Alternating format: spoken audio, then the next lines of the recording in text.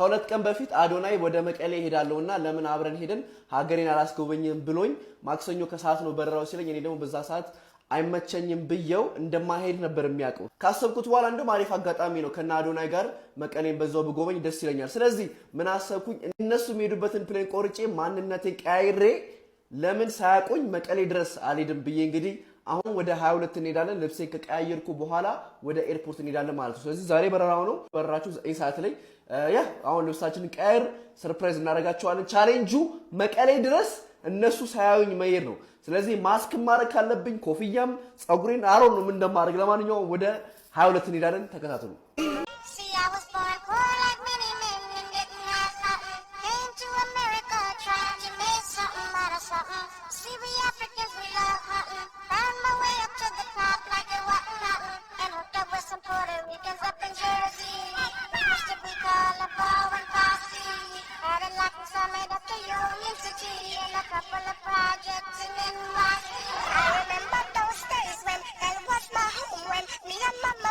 ኤርፖርት ደርሰናል እና አዶናይ ወደ ኤርፖርት እየመጡ ነው ገና ናቸው ስለዚህ ቀድሚያችሁ ደርሼ ተፈትሼ ውስጥ ነው የምጠብቃችሁ ከዛ ማስክ ኮፍያ ሁሉ ነገር ዘጋጃለሁ በድጋሚ ተከታተሉ ጋይስ ፕሌን አምጥቶላል እንግዲህ በሩጫ ነው የገባሁት ግን አመለጠኝ ወደ መቀሌ መምጣት አልቻልኩም ምን አይነት ቀልድ ነው በማርያም አዶናይ ምን አረኩ እንደዚህ ዘንጬ መጥቼ እንግዲህ ጋይስ አቶ አዶናይ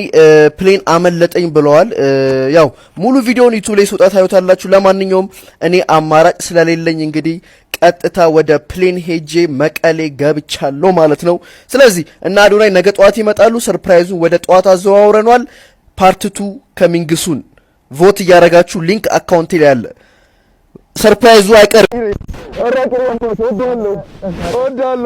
ፓርት 2 ተመልሰናል ለማንኛውም እንግዲህ ትላንትና አዶናይ ሰርፕራይዝ ለማድረግ ኤርፖርት ድረስ አንድ አይነት ቲኬት ቆርጬ ሄጄ እሱ ፕሌኑን ቲኬት አምልጦት እንግዲህ እኔ መቀሌ ድረስ ብቻዬን መጥቻለሁ በፓርት 2 ደግሞ ኤርፖርት ድረስ በጠዋት ሄደን ሰርፕራይዝ እናደርጋቸዋለን ማለት ነው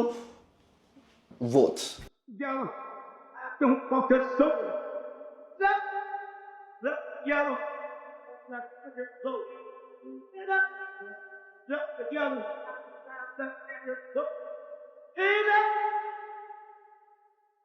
አይ ጋይስ ቅዱስ ገብተዋል ቅዱስ ማፕ እያሳየኝ ነው እስቲ እንዴት እንደሚሆን እንግዲህ እናያለን ተከታተሉ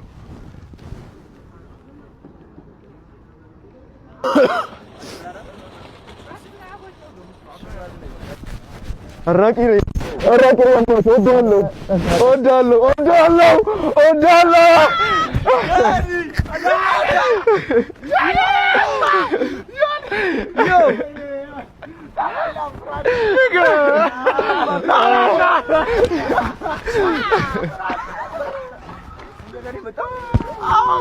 This guy is crazy. ትላንት የመጣው ትሬ አምልጧችሁ ነው